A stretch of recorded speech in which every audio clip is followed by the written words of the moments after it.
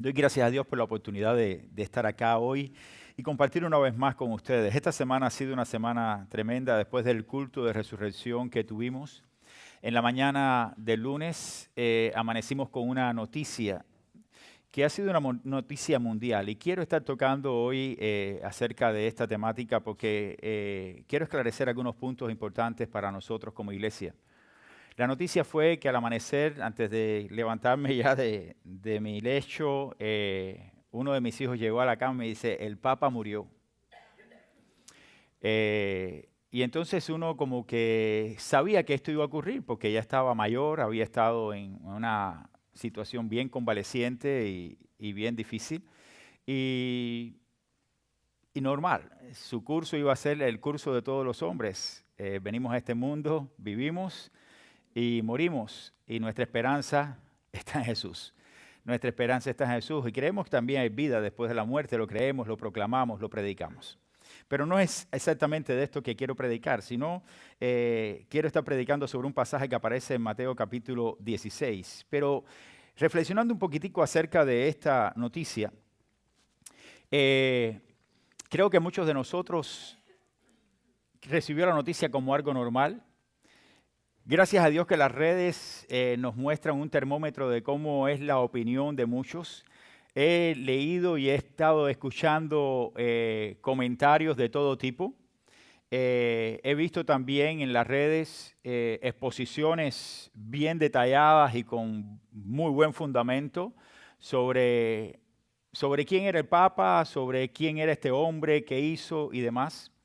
Y lo primero que quiero decirle, a manera de introducción, es que este hombre es un hombre común como usted y como yo, que necesitaba de Cristo como usted y como yo, que si no creyó en que Cristo era su Salvador personal, como dice la Escritura, hoy está en el lugar donde van todos aquellos que no creen en Cristo, condenado por la propia palabra del Señor. Es decir, una persona muy común. No era un Dios en la tierra, no era alguien a quien nosotros debíamos rendirle pleitesía ni adoración, no era alguien delante de quien nosotros tendríamos que arrodillarnos para nada.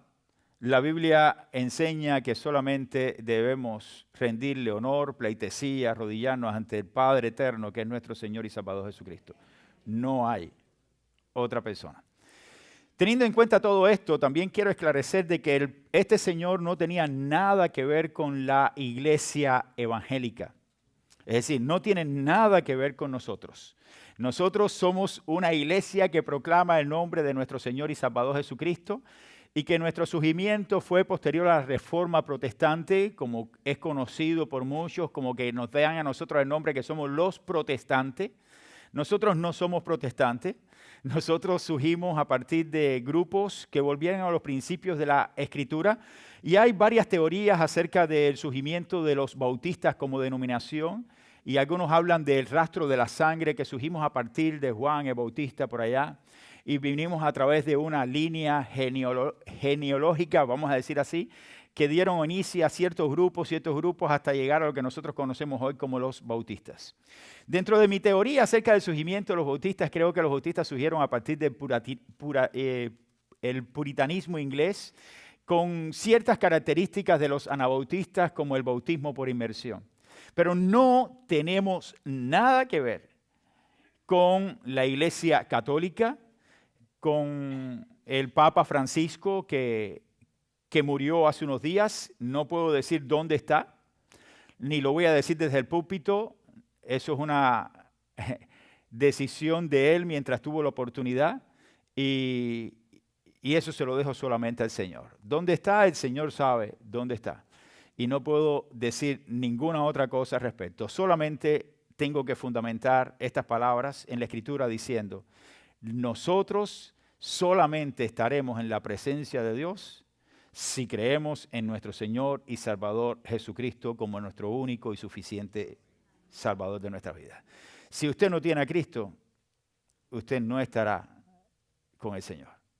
Si usted no ha tenido una experiencia de fe salvadora con nuestro Señor y Salvador Jesucristo y creyó lo que Cristo hizo en la cruz del Calvario por usted, usted no tendrá parte con el Señor. ¿Está bien?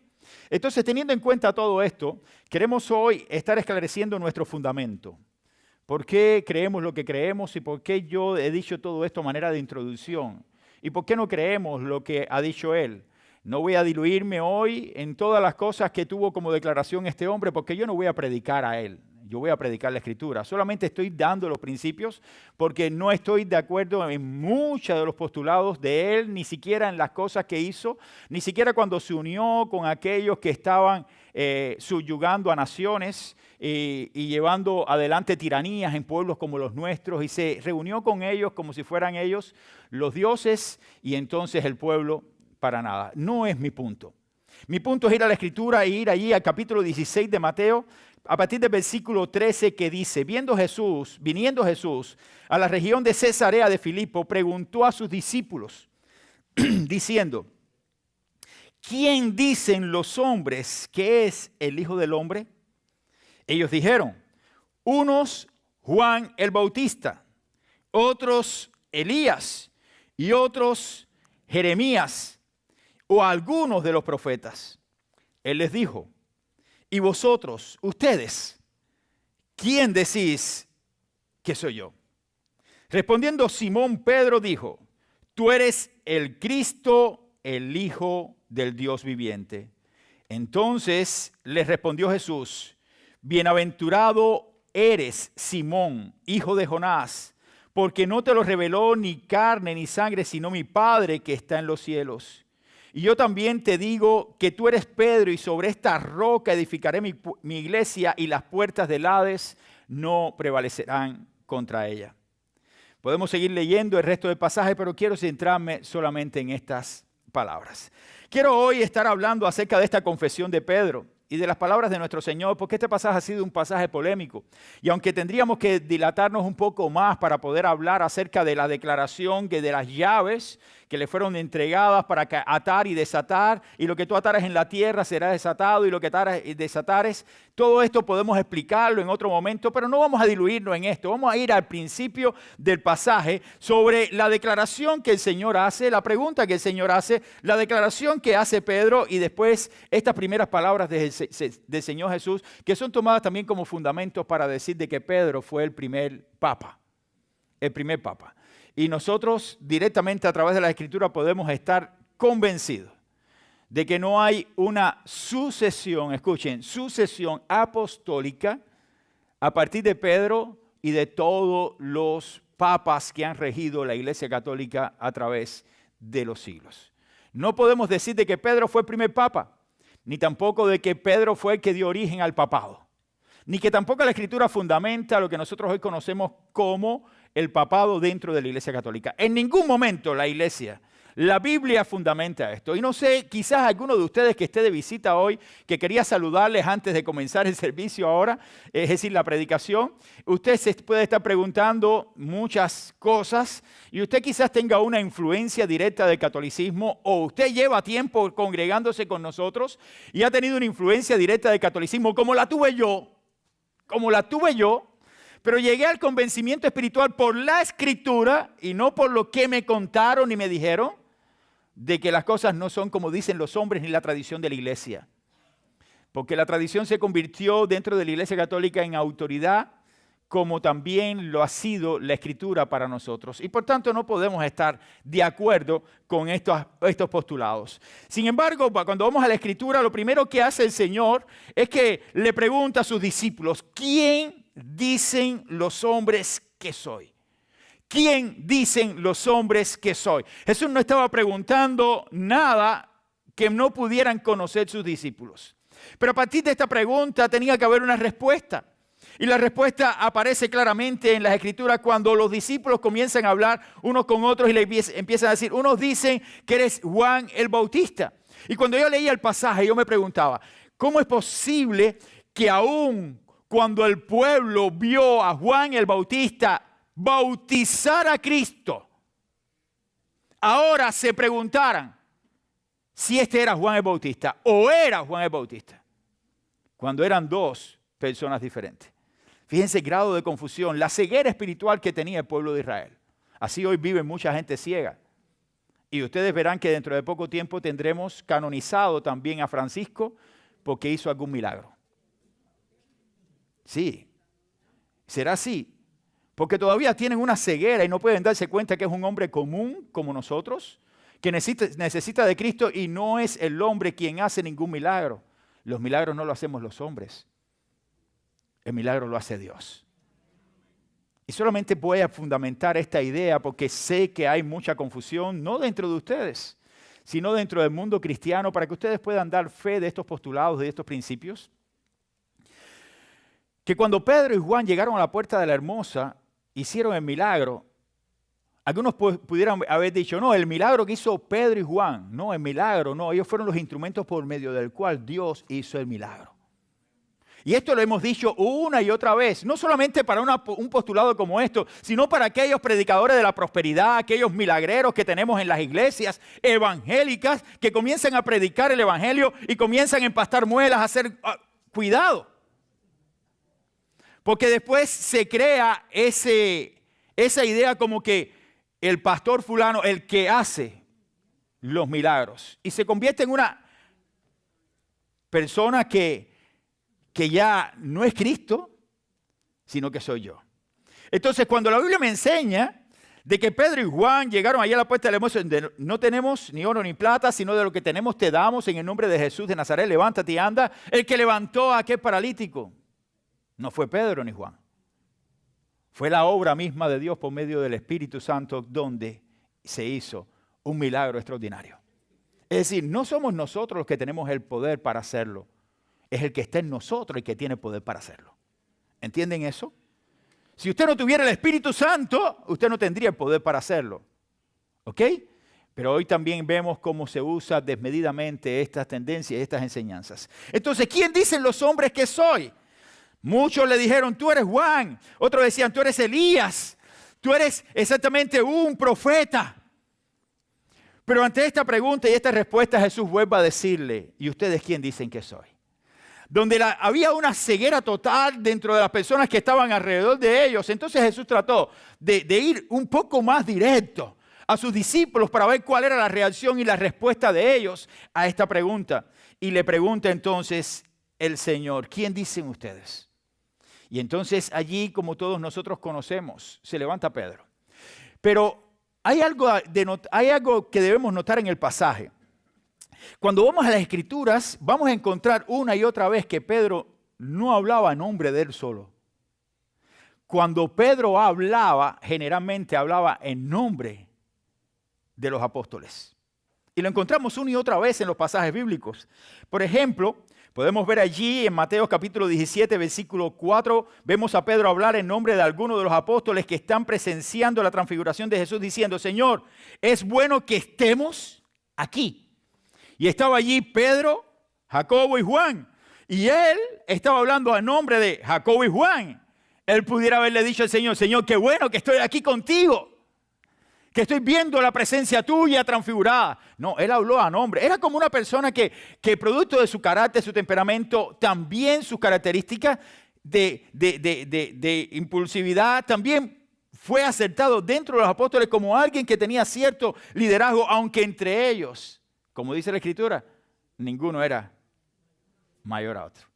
El mayor era el que servía a los demás. Pero sí había cierta, no autoridad, vamos a decir, cierto privilegio, cierta condescendencia de parte de los demás. Condescendencia no, cierta tranquilidad de parte de los demás discípulos al ver a uno de ellos que de alguna manera tenía un contacto directo y que era más extrovertido para poder comunicarse. Otro de los pasajes que habla Mateo 19, versículo 27, cuando dice que Pedro habla en nombre de los apóstoles diciendo, mira, nosotros lo hemos dejado todo y te hemos seguido.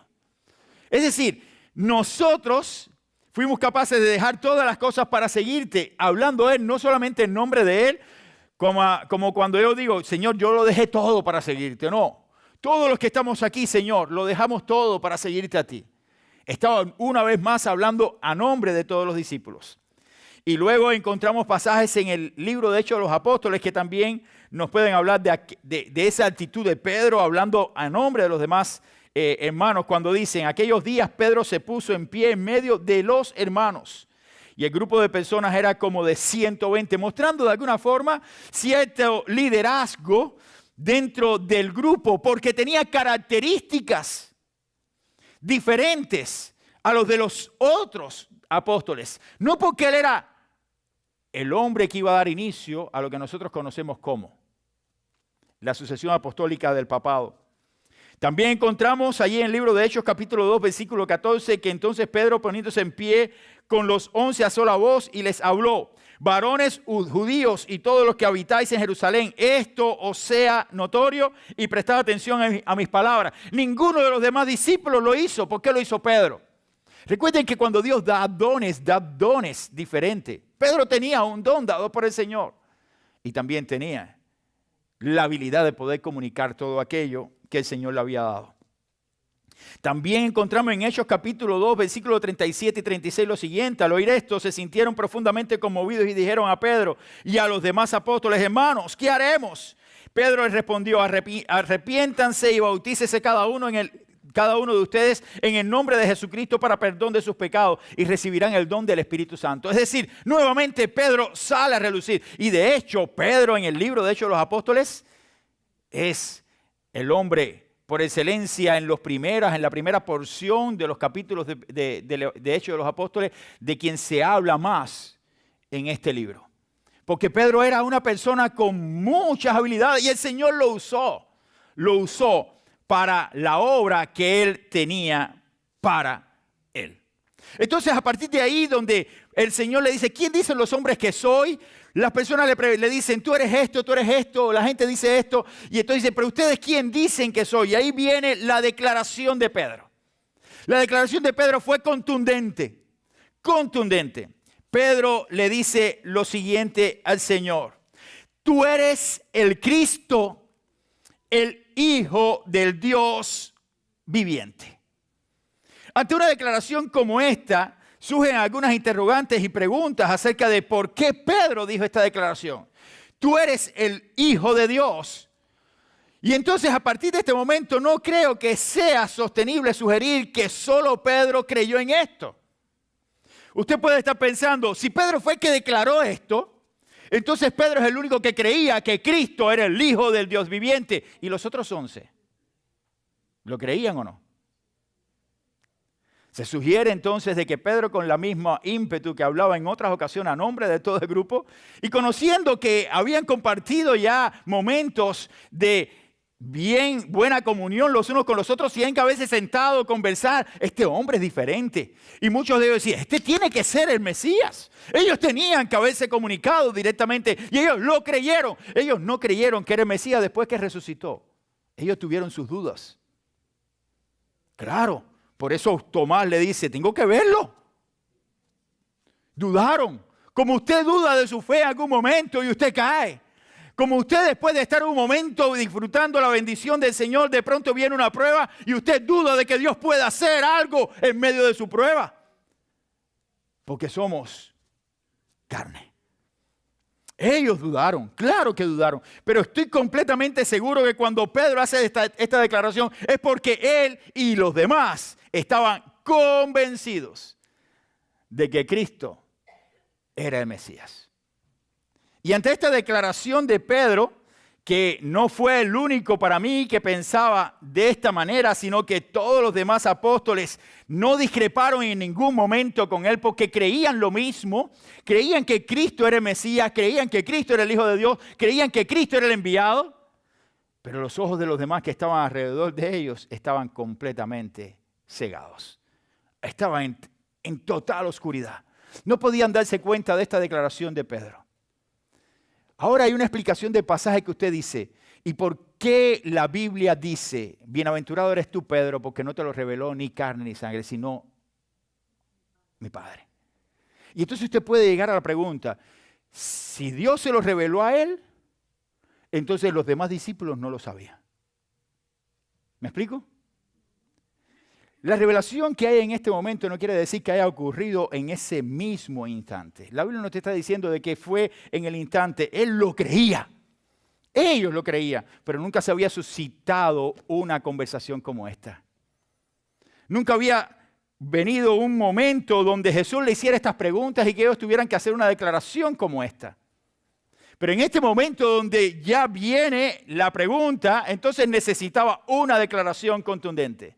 Y la declaración la da aquel que siempre había estado con todos ellos y que siempre había sido uno que había llevado adelante este liderazgo. ¿Y cuál fue la respuesta de Jesús? Entonces Jesús le dice, bienaventurado eres Simón, hijo de Jonás, porque no te lo reveló ni carne ni sangre, sino mi Padre que está en los cielos. Era una revelación directa. Era una revelación de parte de Dios, donde todos aquellos que estaban alrededor de Pedro pudieron dar consentimiento de esta declaración de que venía también. Pero el Señor mismo, después de decir estas palabras, le hace una declaración que ha sido una de las declaraciones, juntamente con todo lo demás que va hablando del pasaje del versículo 19, y luego cuando usted va al versículo 20, que son las palabras ya finales de esta porción bíblica, ha traído como consecuencia diversidad de opinión. Dice la Biblia que el Señor le dice allí, y yo también te digo que tú eres Pedro, y sobre esta roca edificaré mi iglesia, y las puertas del Hades no prevalecerán contra ella. Y aquí es cuando algunos dicen, ¿sobre quién fue fundada la iglesia? ¿Cuál fue el fundamento?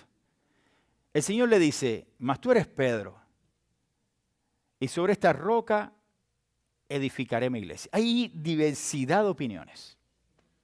Y aquí es donde se toman las vertientes para uno poder hacer una interpretación. Pero mi punto hoy, aunque voy a hablar algunas de ellas, mi punto hoy es ir al pasaje y después de ver el pasaje, buscar alguna declaración donde diga que Pedro iba a ser el iniciador de una sucesión apostólica donde no hay ningún fundamento. ¿Ok? No hay ningún fundamento para decir que Pedro fue el primero por esta declaración y todos los demás vienen a partir de una sucesión de este hombre. No hay, porque si no el Señor le hubiera dicho muy claramente, le hubiera dicho, tú eres Pedro y sobre ti voy a edificar mi iglesia y después vendrán otros sucesores tuyos que enseñarán sobre este fundamento. Yo creo que el Señor hubiera dado esta declaración mucho más fácil para que todo el mundo entendiera de que Él iba a ser una persona prominente dentro de la iglesia y que después a partir de Él iban a surgir otros y otros y otros que iban a tener la misma investidura del Espíritu de Dios para hacer la obra, ser un vicario, ser un mediador. No sé, no hay ningún fundamento para decir. Para mí, barbaridades fuera de las Escrituras de que un ser humano es mediador, que un ser humano puede mandar a perdonar pecados. No hay ningún fundamento. Y con el perdón de aquellos de que están aquí, que quizás nos visitan, o aquellos que llevan tiempo con nosotros y han tenido alguna dificultad para entender estas cosas y que todavía les cuesta aceptar este tipo de verdades, porque esto es una verdad escritural. Con mucho amor le estoy diciendo, hermanos, vaya a las Escrituras y no vaya a las tradiciones. No vaya a lo que los hombres dicen, sino vea lo que la Escritura nos dice. Sobre esto algunos interpretan que el Señor dice estas palabras. Algunos estudiosos de la Biblia han tratado de buscar las palabras en griegos y han tratado de buscar entrelazar el pasaje para dar un significado más correcto. Algunos dicen que el Señor le dijo, tú eres Petros, tú eres piedra, que es lo que significa la palabra Pedro. Tú eres piedra y sobre esta roca, es decir, sobre esta Petra, que soy yo, voy a edificar mi iglesia. Algunos dicen que esto es un fiel forzado a las Escrituras. Yo simpatizo con la posición exactamente de que el Señor le estaba diciendo, tú eres Pedro y sobre esta roca voy a edificar mi iglesia, siendo Jesucristo mismo el fundamento de la iglesia. Otros han mantenido también una posición diciendo de que el Señor le estaba haciendo una declaración a Pedro, diciendo, tú eres Pedro, tú eres piedra, y mi fundamento estará sobre mis enseñanzas y sobre esta roca, que son mis enseñanzas, lo que yo les he enseñado a ustedes, voy a edificar mi iglesia. Y como que ahora el pasaje te dice, y a ti te daré las llaves del reino de los cielos, y todo lo que atares en la tierra será atado. Esto es para estudiarlo un poquito más. No vamos a detenernos mucho en esto, porque esto es para profundizar más en este pasaje. Y a ti te daré las llaves del reino de los cielos, y todo lo que atares en la tierra será atado, y todo en los cielos, y todo lo que desatares en la tierra será desatado en los cielos. Como dando a entender de que tenía cierto privilegio Pedro y autoridad sobre cosas terrenales que iban a ser hechas en los cielos si él las hacía en la tierra. Simpatizo con una posición que estaba leyendo en uno de los comentarios bíblicos que habla sobre lo que abre las puertas. Y cuando usted va a la Escritura, lo único que te abre las puertas del cielo, ¿quién es? Cristo.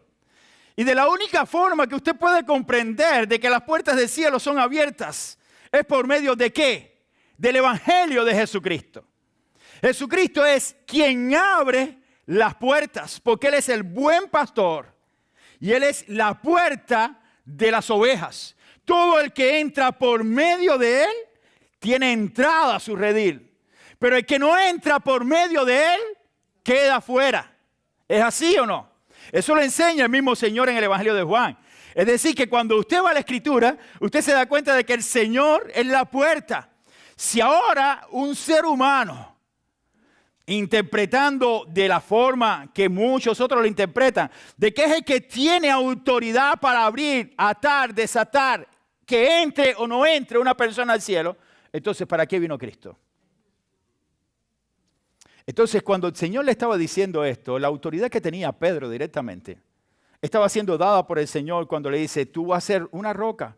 Sobre esta roca que soy yo se va a edificar mi iglesia. Sobre el fundamento de mis enseñanzas se va a fundamentar la iglesia. Ok, la iglesia fue fundada por los hombres. Los hombres fueron los que fundaron la iglesia, los primeros apóstoles y todo lo demás. Pero ¿sobre qué fundamento? ¿Sobre qué enseñanzas se organizó la iglesia? Sobre las enseñanzas de su maestro, que era el Señor y Salvador de ellos, no sobre las enseñanzas de nadie más. Si ahora vamos a la Escritura de que el Señor le había dado la autoridad de atar y desatar, entonces ¿cuál es la manera de atar y desatar? Por medio de la proclamación. Le estaba diciendo, Pedro, tú tienes ahora en tus manos el poder de atar y desatar. ¿Cómo? Por medio de la proclamación tú puedes desatar a aquel que está en pecado. Por medio de la proclamación del Evangelio, tú puedes dar a conocer el mensaje de salvación a aquellos. Y eso fue lo que hizo Pedro. ¿Quién fue el primero que se levantó para dar la primera predicación acerca de Jesucristo? No fue Juan, el discípulo amado. No fue Jacobo. No fueron ninguno de los otros. Fue Pedro.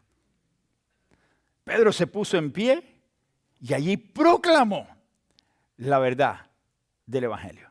Entonces, mirando todo esto, nos damos cuenta de que si usted toma una enseñanza para hacerla de una interpretación privada y dar inicio así a un argumento doctrinal para una práctica religiosa dentro de una iglesia, usted puede decir de que dentro de la denominación o la iglesia católica tomaron entonces como fundamento este principio basado en que Dios mismo, Cristo mismo le estaba dando autoridad y que esa autoridad fue conferida y transferida de unos a otros a través de la historia, donde no hay ningún fundamento escritural para decir semejante para mí, barbaridad. Lo único que puedo decir a la luz de las Escrituras es que este hombre fue encomendado a una tarea extraordinaria. Dios le dio una bendición tremenda y además tuvo la bendición de que Dios le hablara directamente. Allí ante todos los discípulos y Cristo centra su atención en Pedro por la declaración que había hecho. Entonces la respuesta de Jesús, cuando habla de Pedro, fíjense que no le habla a todos los demás. Pedro estaba representando a todo el grupo. Pedro estaba allí diciendo aquella declaración, pero representando a todo el grupo, que desempeñarán ellos, juntamente con Pedro, un papel central y vital en el establecimiento de la iglesia. Eso era lo que estaba diciendo el Señor. Ustedes van a tener un papel fundamental en el establecimiento de la iglesia. No que tú, Pedro, seas la cabeza de la iglesia, ni el más importante dentro de la iglesia. Sobre el fundamento que es mi doctrina, que soy yo mismo, ustedes van a tener un papel fundamental. Pedro, tendrás un papel fundamental dentro del establecimiento de la iglesia. No creo que esta observación pueda negarse con un estudio superficial del libro de los Hechos. Después que Jesús asciende a los cielos, ¿quiénes son los que van a proclamar el mensaje del Evangelio? Los apóstoles. ¿Y quién fue el primero que lo proclama? Pedro. Y las Escrituras muestran así cómo Dios, después de enviar su Espíritu Santo a aquellos apóstoles, fueron capaces de entregar su vida por la causa del Evangelio. La iglesia, mis hermanos, no se fundó sobre la confesión de Pedro. Esto es importante. No fue la confesión de Pedro lo que hizo que la iglesia tuviera su origen. La iglesia no se fundó sobre la confesión de Pedro. La iglesia se funda en las enseñanzas de los apóstoles, que fueron las enseñanzas transmitidas por su Señor a sus seguidores. Esas fueron las enseñanzas fundamentales. El fundamento de la iglesia está sobre la doctrina de los apóstoles, dice pero esa doctrina de los apóstoles está fundamentada sobre la vida del Señor y Salvador de ellos, que es nuestro Señor y Salvador Jesucristo, quien venció la muerte. Y por esa razón dejó un fundamento sólido, porque la muerte no lo detuvo.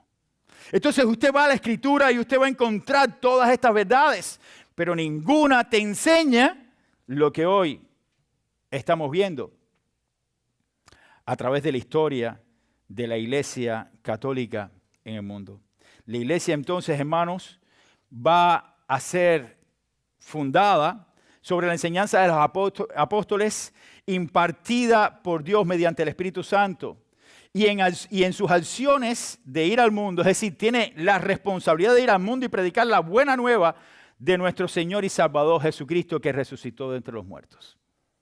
Diciendo todo esto, voy a concluir.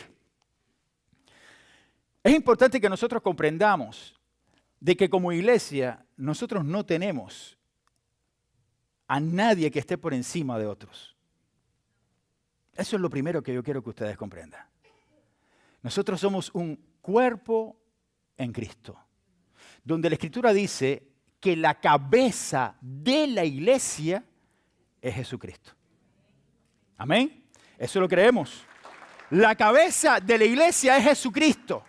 Nosotros somos su cuerpo. El pastor Cabrera no es la cabeza de la primera iglesia bautista hispana de Hialeah.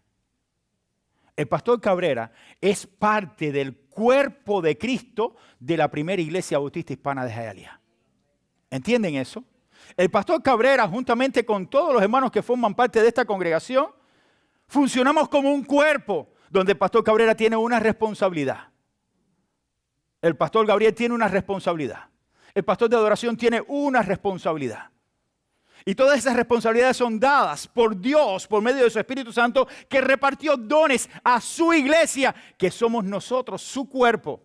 Quien nos representa a nosotros no es un ser humano, es Jesucristo. Entonces, no podemos estar equivocados en estas cosas. Tenemos que saber que nuestro fundamento es Jesús. Nuestro Papa es Jesucristo. No hay otro. No hay otro. Y diciendo todo esto, quiero terminar de una manera respetuosa. Y no es que haya sido irrespetuoso en lo que he dicho. Pero siento que muchas personas tristemente han puesto la mirada en un ser humano. Y ahora están esperando que un cónclave se reúna para elegir a otro ser humano que van casi a venerar. Me da tristeza. Me da tristeza pensar de que toda la vida de una persona pudo haber sido invertida en algo honorable, que quizás lo hizo, pero que perdió lo más importante. Si en realidad, antes de suspirar y dar el último suspiro en esta tierra, no pidió perdón por sus pecados, porque los tenía como usted y como yo. No era un hombre santo, porque el único santo es el Señor. Ahora, Somos santos todos los que hemos creído en Cristo porque hemos sido apartados para Dios, para vivir en santidad. Pero no en el sentido absoluto de la palabra, que no hay pecado. El único sin pecado es nuestro Señor y Salvador. Me da tristeza pensar en mi mente de que antes de su último suspiro no haya habido arrepentimiento y haya creído en su Señor y en su Salvador, porque Él no era ni el Señor ni su Salvador. Dios permita de que en ese instante último de su vida, Él haya reaccionado, como nosotros, como el ladrón en la cruz, y haya dicho, Señor, perdóname, creo en ti. Tú eres el Señor y Salvador de mi vida. Porque la Biblia lo dice claramente, no hay otro mediador entre Dios y los hombres que no sea Jesucristo. Y ese es nuestro Señor y Salvador. Que Dios les bendiga, hermanos. Nos ponemos en pie para orar y así concluimos. Vamos a orar. Señor, gracias una vez más por la bendición de ser tus hijos. Gracias por tu iglesia. Pedimos tu bendición para cada uno de los hermanos aquí presentes. Pedimos, Señor, de que tú nos ayudes a caminar contigo, a mirar como tú ves, a observar las cosas como tú las observas, Señor. A observar tu palabra, a creer tu palabra, a estudiar tu palabra, Señor, porque tu palabra es la verdad.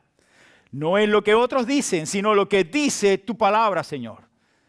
Ayúdanos entonces para caminar con integridad en este mundo y para siempre hacer todo para gloria y honra tuya. En el nombre de Cristo te damos las gracias y oramos y decimos amén y amén. Que Dios les bendiga, hermanos. Gracias.